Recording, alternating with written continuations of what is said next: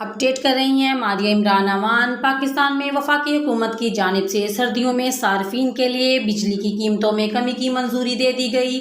तवानाई पर काबीना कमेटी के एक फैसले के मुताबिक सर्दियों में बिजली के सार्फिन को 12 रुपये 66 पैसे फ़ी यूनिट के हिसाब से बिल अदा करना पड़ेगा। ताहम ये वाक़या रहे कि इसका इतलाक A1+ नून सार्फिन पर होगा जो माहाना 300 यूनिट से ज़ायद बिजली इस्तेमाल करते हैं। मुल्क में 300 यूनिट या इससे कम बिजली इस्तेमाल करने वाले सार्फिन पहले ही बिजली पर दी जाने वाली सब्सिडी का फ़ायदा उठा रहे हैं।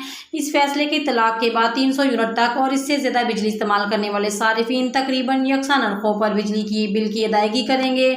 मज़ीद खबरों के लिए देखते रहें आपका अपना चैनल CTTV 49 न्यूज़ HD। हमारे चैनल को सब्सक्राइब करना मत भूलिए।